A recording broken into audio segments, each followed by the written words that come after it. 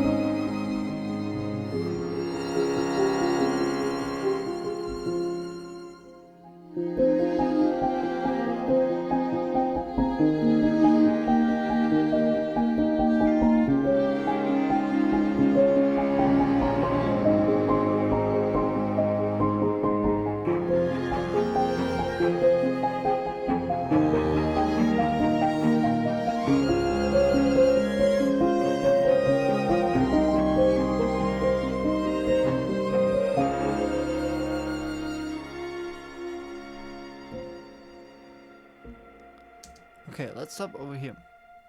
So what you could hear was a compilation between strings and the piano. It's basically the piano playing the rhythmical part like this.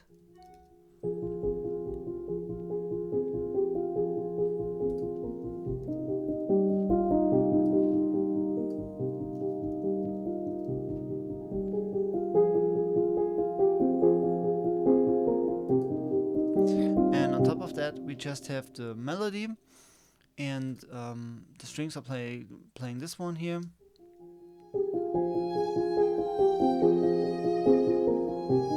The solo version, and then the other strings come in, and they make a quartet.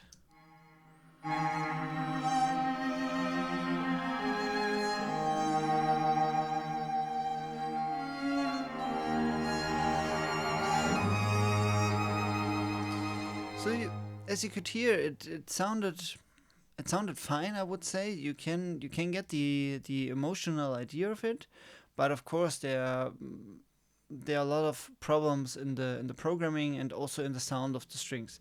I will tell you about the problems in the programming later a little bit.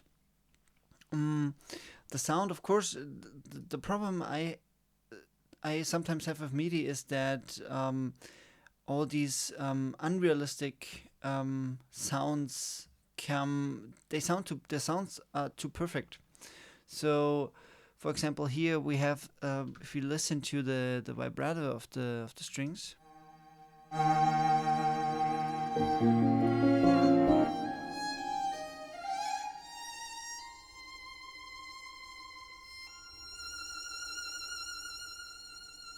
It's the same vibrato all the time. It's not changing. And if you have that in a group like this,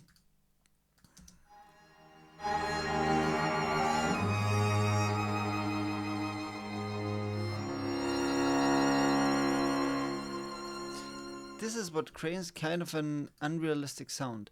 It's fine when you have an ensemble, like with a full string ensemble, you don't hear that difference too much because there more strings are recorded at the same time. They use a different vibrato, and even if the vibrato repeats in the sound, it's not as it's not the same with solo strings. With solo strings, you just have this one instrument, and I think on solo instruments you hear the most of the time that it's not real, that it comes from MIDI. And there is a part right over here where I combine the full ensemble strings with the solo strings. Let's listen to this part as well, and maybe we start somewhere here.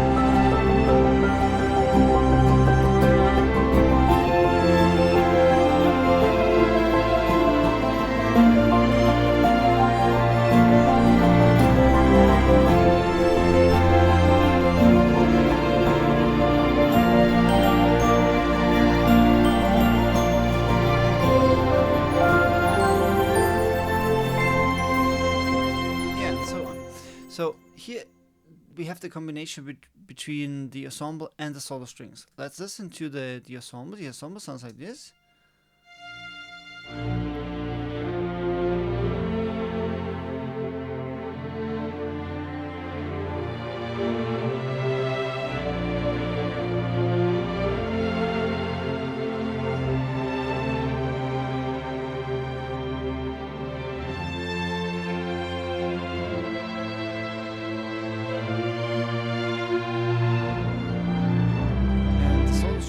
Sound like this.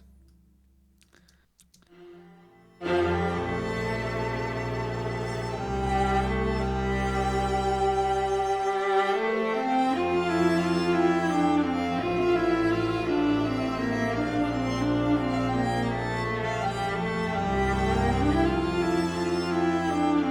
in combination with the ensemble.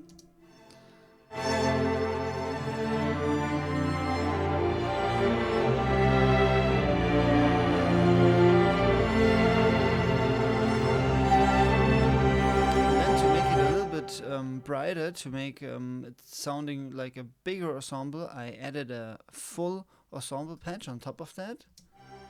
And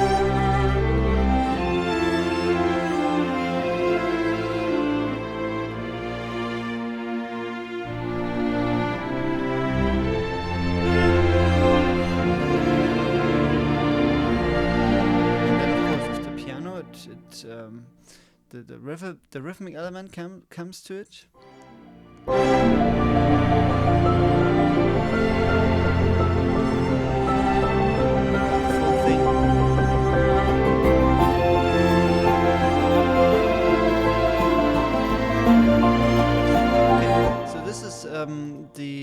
The productional side of it. Let's talk a little bit about the composition itself. As I mentioned, we have the introductional part with the piano and the the melody comes in with the strings. Before that, we have kind of a spheric part where I just introduce the instruments.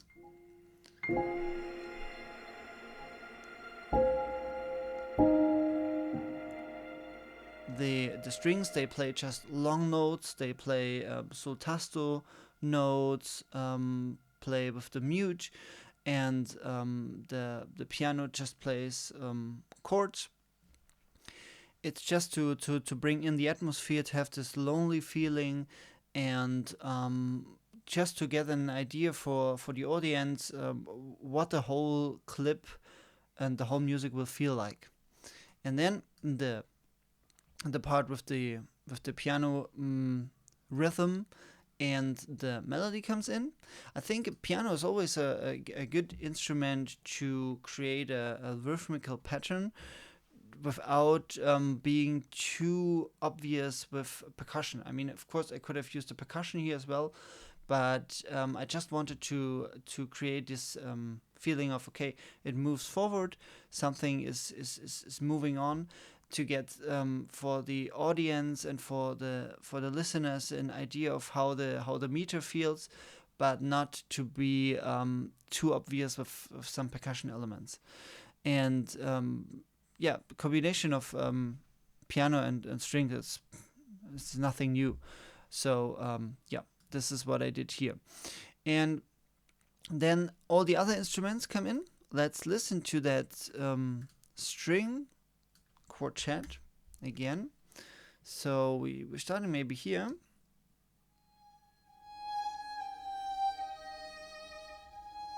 This is the melody from the violin. Now the viola comes and the cello.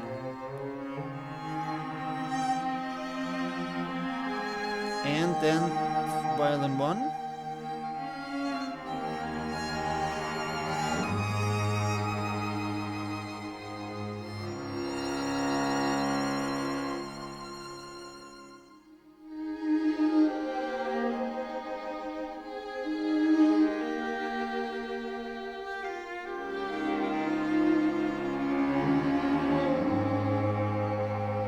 So now the cello comes in with a...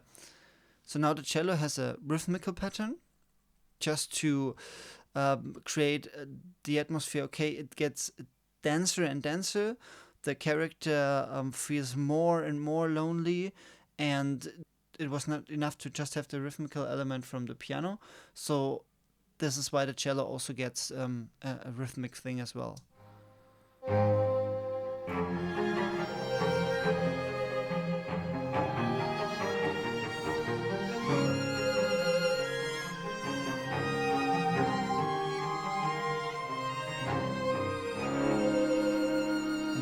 See it in the picture, in that moment where he comes to his house and is completely isolated from everybody else. This is also where the rhythmical pattern from the cello stops and where the piano stops. But before that, this moment here when he goes and he's not reacting to the child anymore, and he's sitting here all alone. This is why I needed the cello to make it even more dramatic. With the piano together, it sounds like this.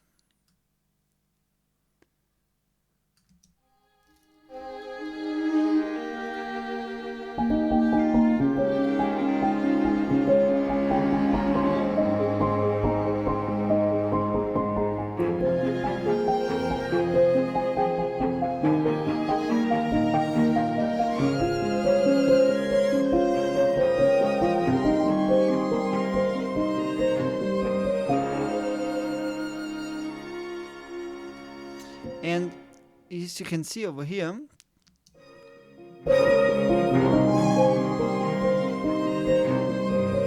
didn't hit exactly the cut from here to here.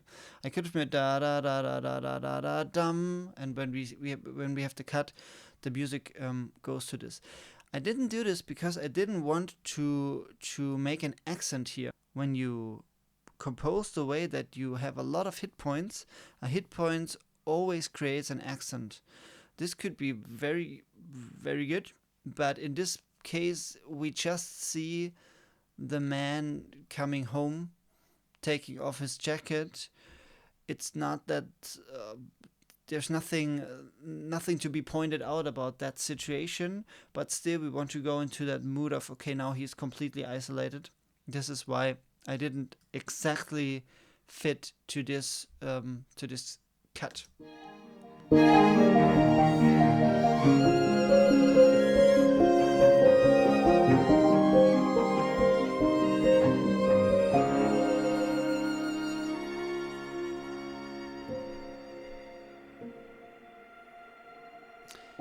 What we have here now is the same mood we had at the beginning.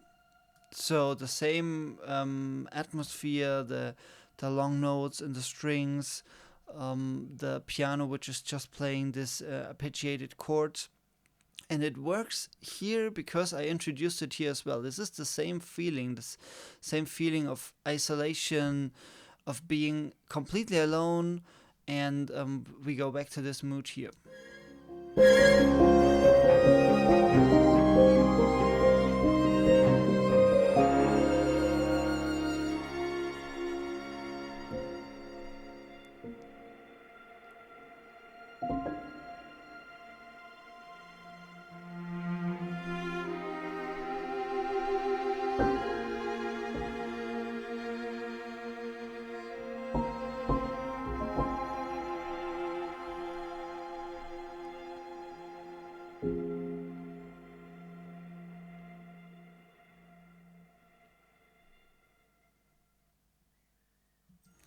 So, and until this moment, the character realizes it is Christmas and he will be completely alone. So in this exactly moment, I discussed a lot with the director what we should do here. Because at the beginning we had the feeling that we need complete isolation here, meaning there's no music at all. In the last couple of seconds before the turning point starts, but then there's not so much sound design in this clip, in this final version. As I mentioned, you can watch the final thing on the separate link, and so it felt a little bit. It felt weird not to have anything there. This is why the music completely holds that tone until we have this turning point over here, which sounds like this. And then we come to the new scenario. So now the string, the solo string, the violin over here, creates this rhythmical pattern. And this rhythmical pattern, I have to tell you something about it when we talk about the recording in a second. But it starts with this, and it sounds a little bit nicer now, I would say. I changed the harmonics into a major thing, and we have this Glockenspiel coming in, the celesta coming in, and we have the feeling, okay, maybe everything will be good, maybe there's still hope.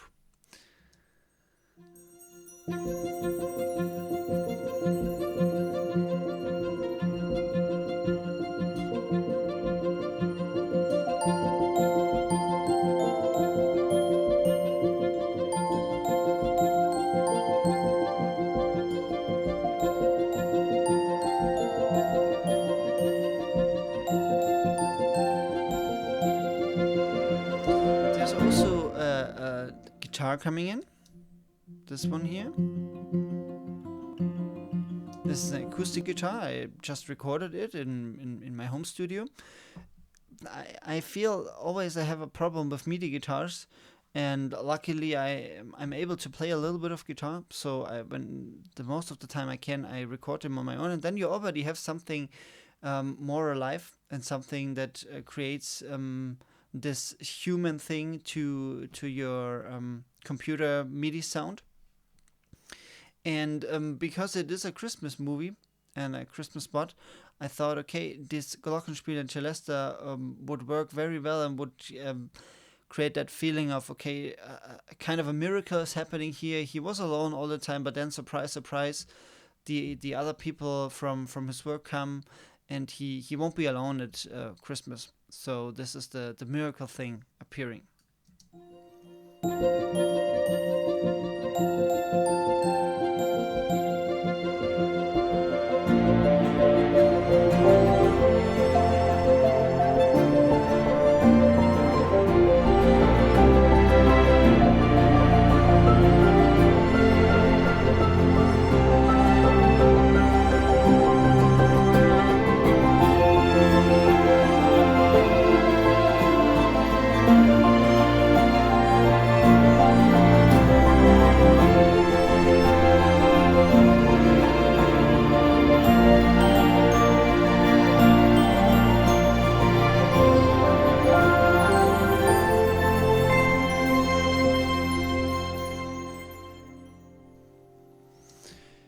Yes, and then of course we have the full ensemble playing. It is the, as I already mentioned, the string ensemble here, the solo strings, and it in this composition I try to create that feeling that there is this quartet, this solo quartet over here, which plays on top of the ensemble. So this is why they play something different, why they play a different melody, and because I wanted to enhance them, because they already play the main part over here, and it was not a conversion from the solo strings go into the full ensemble. No, it's the solo strings are still there. They play as a full quartet, and then the full string ensemble comes on top of that. So this is basically the whole composition. And now let's talk about the recording. I presented the music similar to this to the director, and fortunately he liked it a lot. And we, of course, I did some changes, but the main idea was the same. But from the beginning on, he told me, Fabian, I have the feeling that the solo strings you use here, they sound a little bit unrealistic. And what can we do to make it even more emotional? Is there a way to program them better? And I said, yeah, maybe I can try. I can try to program better. And of course, there are some things I could improve, but it was not the problem was not the programming. It's what I mentioned at the beginning: the sound of the solo strings itself, that they sound still too much like a machine. And so I suggested that we record the strings to bring a much more emotional touch into this. And he agreed, because we worked on previous project together, and we recorded there as well. So then we went into the studio and recorded some strings. Here's just a little excerpt from the recording.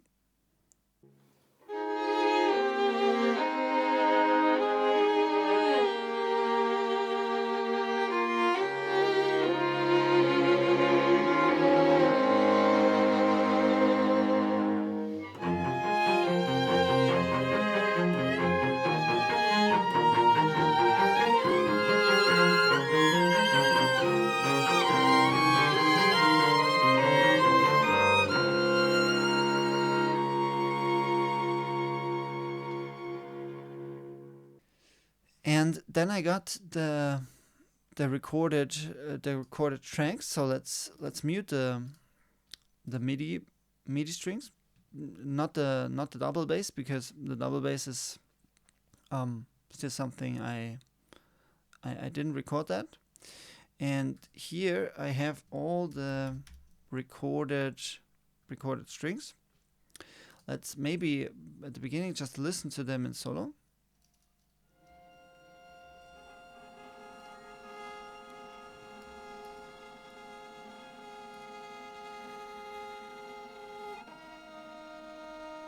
So this is basically the beginning, what I already mentioned, sul tasto with the mute harmonics. What is more interesting is probably when the melody comes in.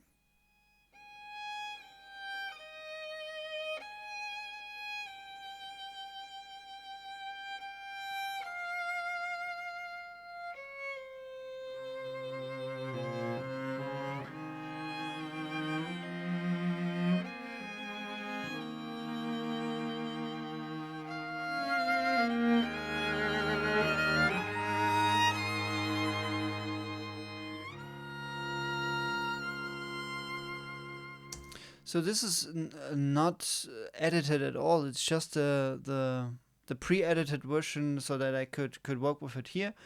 But there are still some things in the timing you could improve.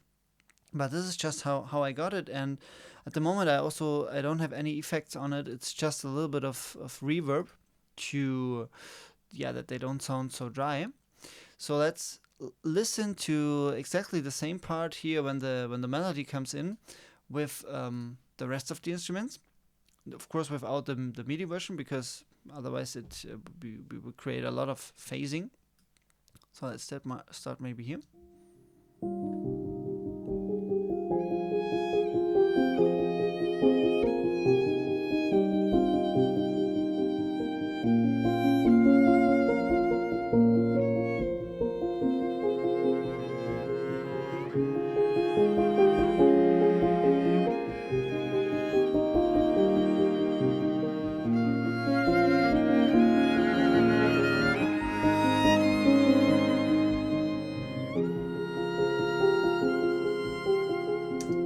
And let's, before I say anything about it, just compare it again with the MIDI version.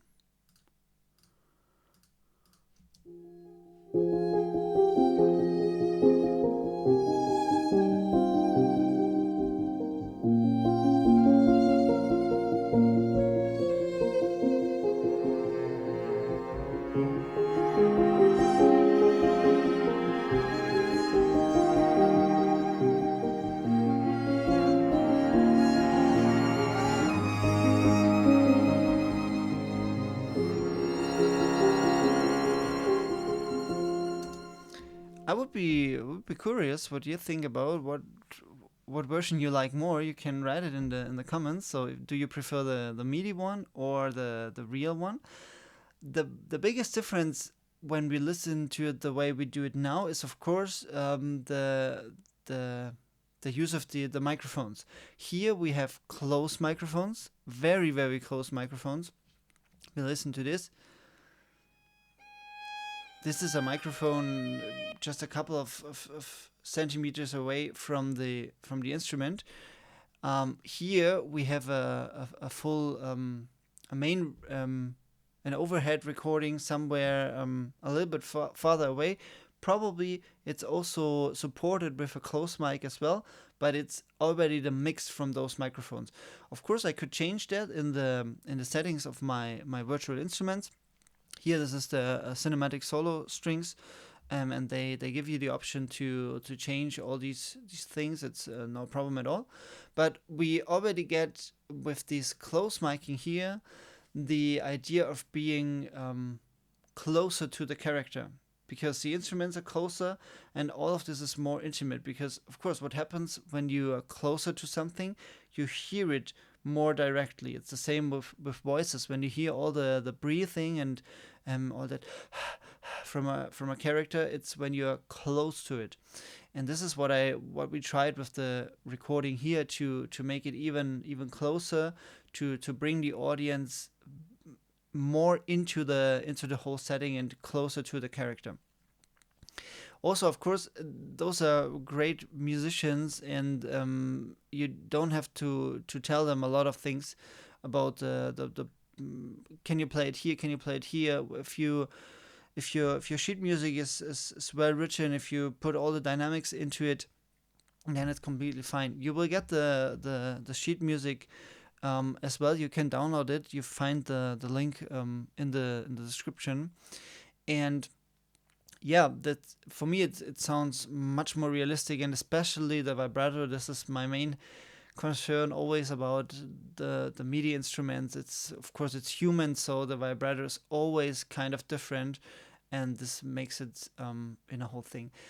Also, the blending from the instruments, even though we recorded the instruments one by one, those are, as I said, very good musicians, so they know how to blend into each other. They already understand, okay, I'm the main melody now, or I am the second voice. How loud and how strong do I have to play to fit into this harmonic construction?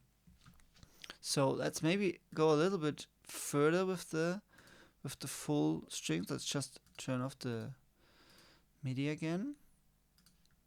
And of course, turn on the rear strings.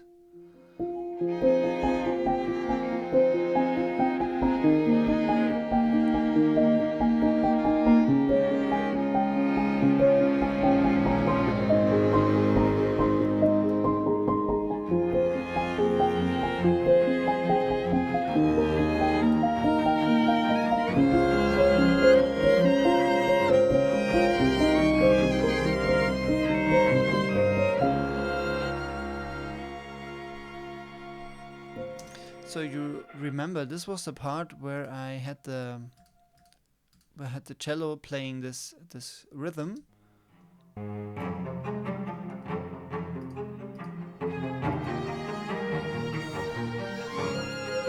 so on. Let's listen how it sounded when I let the real players play that.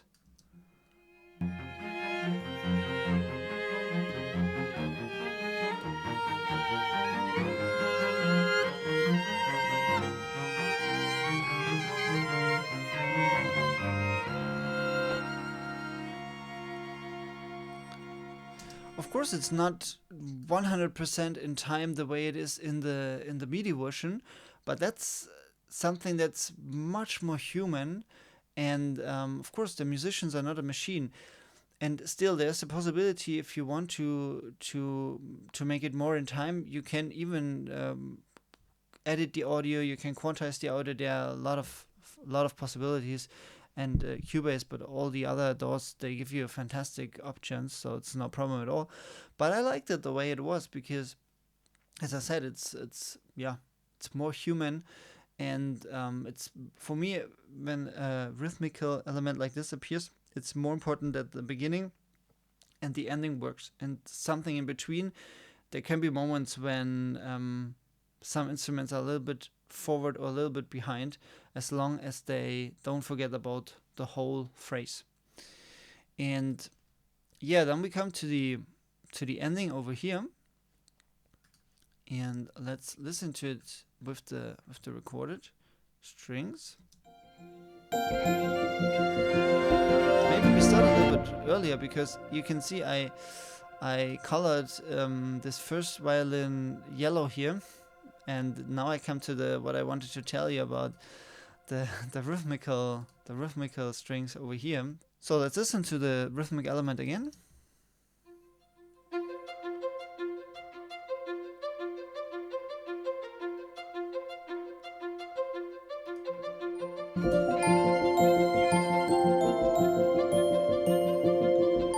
So this is what the solo string is playing. It's a fifth and a fourth. And the tempo in the meter is this.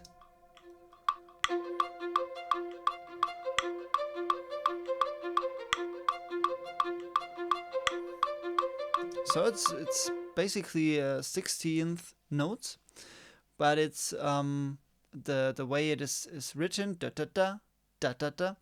So it's basically 16 notes, but the feeling of it is as if it would be a triplet, da da da da da da da da da da da. And the string player, for some reason, had a lot of trouble with that. She couldn't make it in time, even if it's probably very, very simple. Although I have to say, you never know. I mean, I played this on the piano, and on the piano it's very easy to play a fifth and a fourth. But on another instrument, it can be completely different. And in this recording, it didn't work at all. So I made the rhythm a little bit simpler. And in the recording, she played this.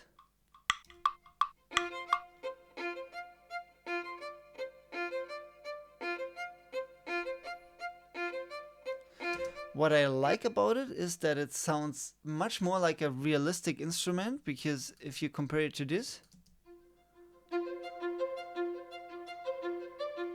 you hear string by string, and here you can hear the body of the instrument resonates, and also the empty strings which don't play they resonate as well.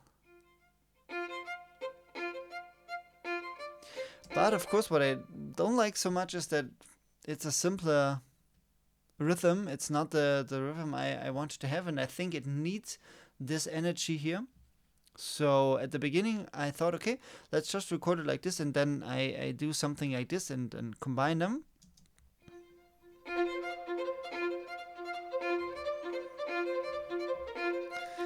But you can hear, first of all, it would be a lot of editing to make it rhythmically correct, and it also still when I combined them together, it didn't create the same feeling. So I had to mute this MIDI string over here and still use the recorded one, and it sounded like this.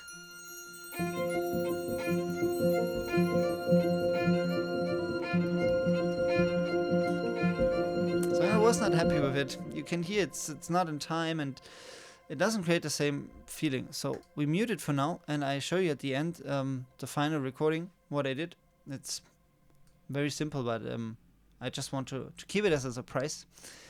And let's go to the final part with the recorded strings, and let's mute the MIDI strings again.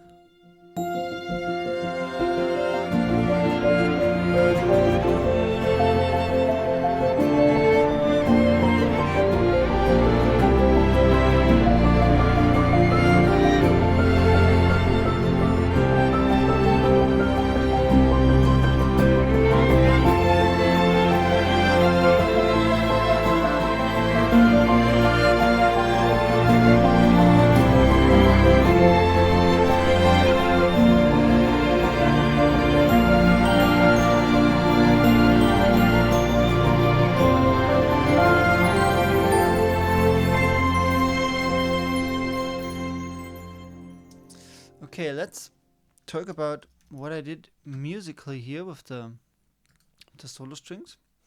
So let's first listen to the violins, and maybe to these two.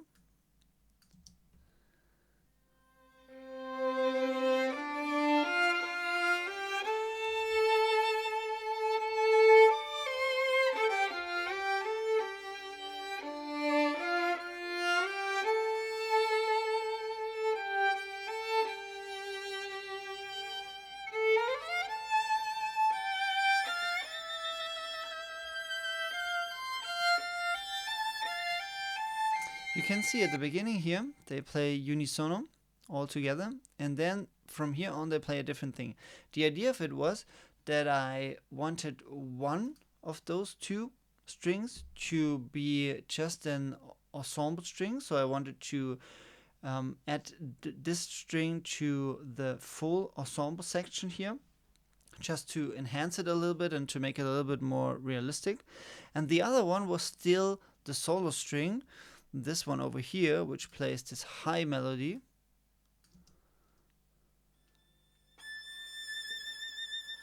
Right on top of it. And but it still plays the melody da da da da da, which I play at the beginning here.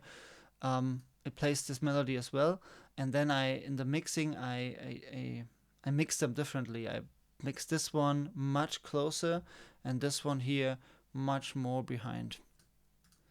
So let's add all the strings together, just the violins, and let's start let's start from here again.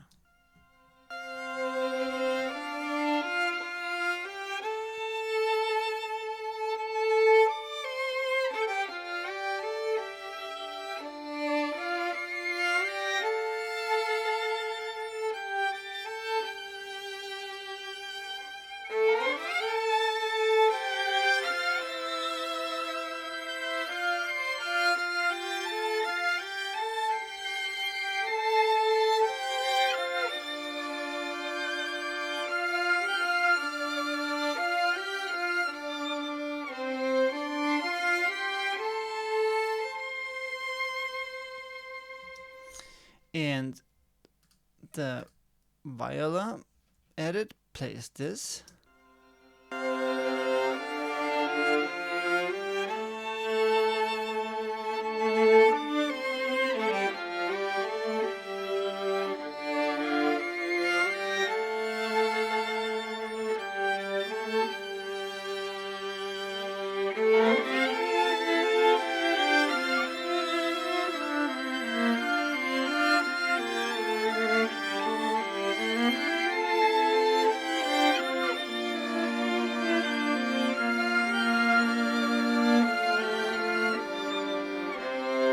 So the viola at the beginning plays the unisono, just the melody an octave lower, and then from here on it plays the counter melody, da da da da da da.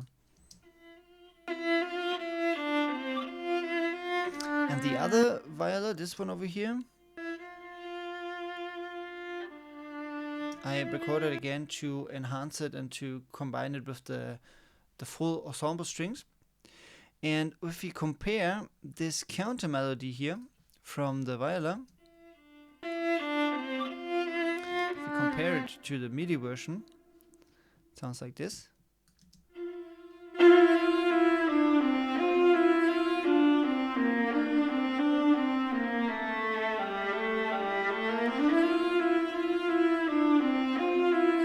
It sounds the same. It's the same feeling again.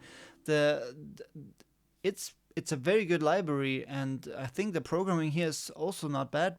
But the problem about melodies like this, in my personal opinion, is a little bit that you can hear that the library triggers note by note. So you can hear dot dot dot dot dot. It's just tone by tone. But when you have the live recording here, you can hear that there were previous tones, because you can still hear the strings playing something, or maybe the player accidentally hits another string with the bow as well. All these noises, all these unclean things you would love to edit, make it more realistic and make it more natural. And I think what you can really feel is when you listen to the full strings here.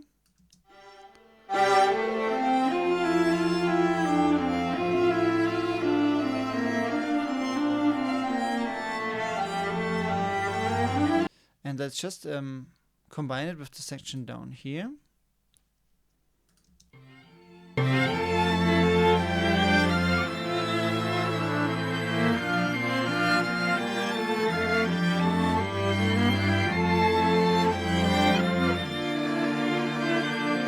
It's again, the musicians understand much better how to blend into each other. So in the programming, the viola is a little bit on top of everything. Here you can hear this counter melody, but of course it's not the main melody, so the player knew exactly how to play it. And it's not a thing of volume. Volume is something you can change in a mix. It's the way of how you it's how you make your interpretation, how strong you play, how much in the feeling of I have to think I'm soloistic or I'm in the ensemble. This is something you rarely can create with Midi. Or if you have a different opinion about it, then please put it in the comments. I would love to discuss that with you. And yeah, what I want to mention, I said at the beginning, the programming could be a little bit better in some things. Yes, exactly. You know, when I talked to the director and he told me, okay, we will record live strings. This is the moment when I stopped improving my programmed strings. And not because of laziness or because I didn't want to have a amazing and great sounding mock-up. It's because the strings, and especially those perfection of Midi strings, can create a problem when it goes to a live recording, when the director gets too much used to it. Because in the worst case, he listens to the imperfection of the real instruments, especially when he is at the recording and it's not mixed in the same way it is what you already did in your mock-up. Then in the worst case, the director can say, okay, I don't like the recorded strings, let's keep the Midi. They sound cleaner, they sound more the way I expected, and in the future it will be harder, much harder to get a real recording with that director. So it's very important that the directors can hear the difference between the Midi and the real instrument. It's not cheating. It's not cheating at all. It's just don't try your best on the mock-up, when you know that you will be recorded, it's very important that the directors can hear the difference and that they say, wow, now it's amazing, it's so emotional, and it's I feel it even much more. It was an excellent choice that we recorded those instruments live. So I would say, let's now go to the final one, because then, of course, after getting all these files here, I mix them into the whole thing. And let's now just listen to the final one. Let's just listen from the chop to the end, and we talk about it after.